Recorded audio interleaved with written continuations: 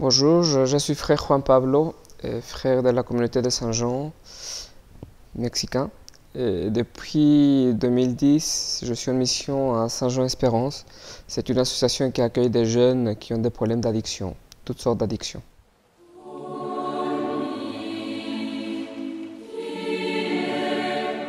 Alors Noël c'est un moment de combat et de lutte, tout en étant un moment d'espérance pour les jeunes. Des combats parce que ça rappelle la famille, donc il y a les manques affectifs, mais aussi un combat dans leur addiction, dans leurs problématiques, parce que ça rappelle aussi des moments, des fêtes dans le mauvais sens du terme. C'était des moments où, avant de venir chez nous, ils s'est défoncé. Voilà, des souvenirs des consommations qui reviennent. Donc en même temps, voilà, c'est ces moments de famille et d'envie de consommer. Donc c'est un moment de combat.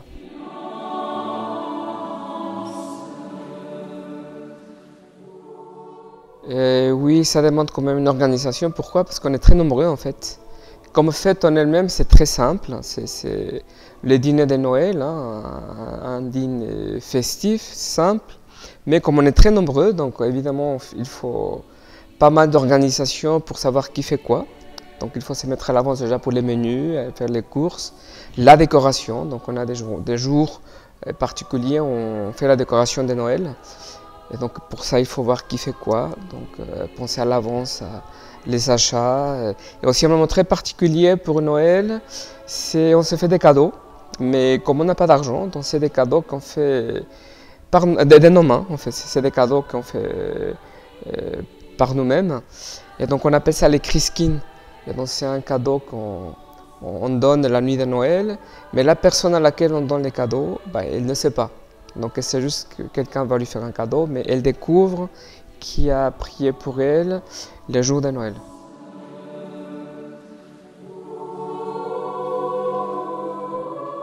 Oui, tout le monde y participe parce qu'il y a des choses différentes à faire. Donc on utilise aussi les talents. Ceux qui savent faire la cuisine, comme c'est un repas assez important, donc on va leur demander de s'occuper plutôt du repas. Ceux qui sont plus manuels, plutôt de la décoration. Voilà, ceux qui ont les permis de conduire, faire des courses. Voilà, donc oui, tout le monde participe d'une manière ou d'une autre. Mais de la crèche, hein, c'est des petites choses toutes simples, mais tout le monde, en fait, il faut qu'il y participe. Et comme ça, après, on est tous contents des résultats.